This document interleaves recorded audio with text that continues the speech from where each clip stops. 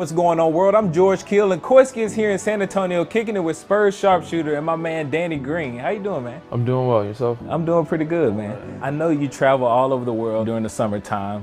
You're in New York quite a bit, but you're actually here in San Antonio right now. You had to tend to things like these snakes. We'll get to that in a second, but how's your summer been? Been good, man. Every summer I try to take advantage. I travel as much as possible, seeing as many different places, meeting new people, seeing different cultures, but also working out at the same time. So, I stop in San Antonio as much as I can to check on the pets and also get some workouts in and keep up with the coaches, the new staff, the new guys coming in.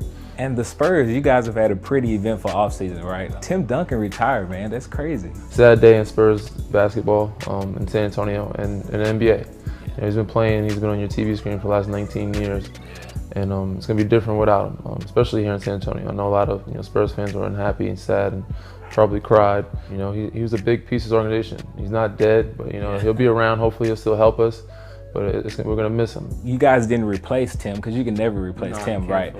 But you added Pau Gasol, which should be music to your ears. He's a great passer, so he should open up some three-pointers for you. For sure. I mean, when you have another guy that's that good of a talent, scoring-wise and passing-wise, it makes the game a lot easier for everybody around him. So when you got LaMarcus and Kawhi, they're obviously two All-Stars, and Pau, pretty much an All-Star in this league also.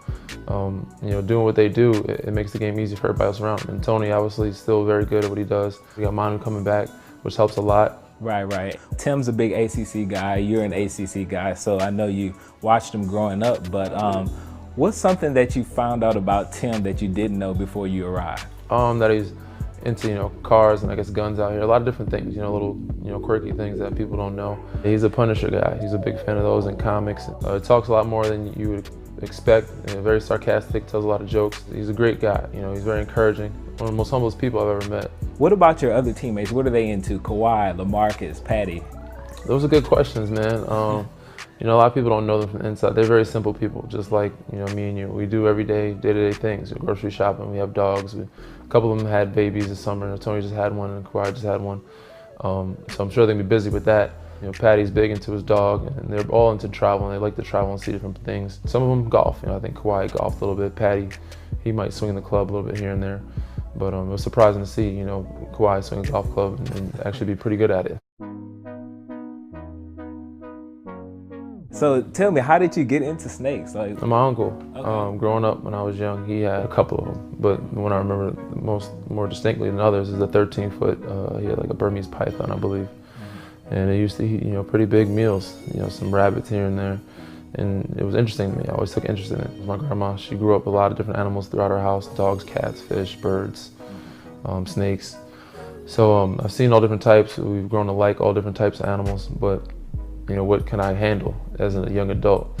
A mammal, a dog or a cat, it was just a lot. I don't think I can travel so much doing this, doing that, and have time for it. A reptile is a lot easier to take care of. All they need is heat and water and food every once in a while. You only feed them when they're babies once a week, and then now they're older, like once a month, once every 2 months. Right. So let's get into it, man. Tell us about your snakes and how long have you had them? What are they? Well, I've had Jade. She's the female. I've had her the longest. I've had her for about 8 or 9 years now. I had her since my junior year in college.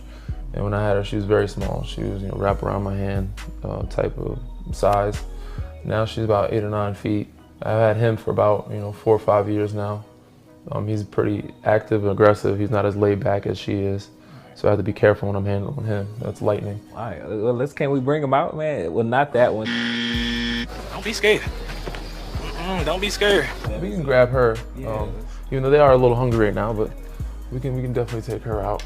She's trying to run right now, but she's a lot easier to handle than him, even though she's bigger, but she's a lot more calm. So what's the number one rule when handling the snake? Kind of be a branch, one. Don't let them do what they want to do. Let them know who's boss, and put them where you want them to go. And I would say number one, don't let them, it's what they're doing right now, don't let them wrap around your neck fully. Right. So if she starts to go that direction, that's probably when I'll start moving her. And she's heavy, she's strong. I can feel her right now. She's holding on, she's trying to run away and stay on me and not fall. Just be calm. They can sense when you're nervous, and try to handle them as much as possible. They get used to you. The more you handle them, the more they get used to you and humans. And keep keep him fed. I feed her probably once every 2 months. Okay. Him probably once a month. She's really trying to go where she wants to go, but I'm not letting her go over there. She'll start, relaxing and laying out when she gets comfortable being out the tank. They're very head shy and tail shy, but she's not as head shy because I've gotten her used to having her head touched a little bit.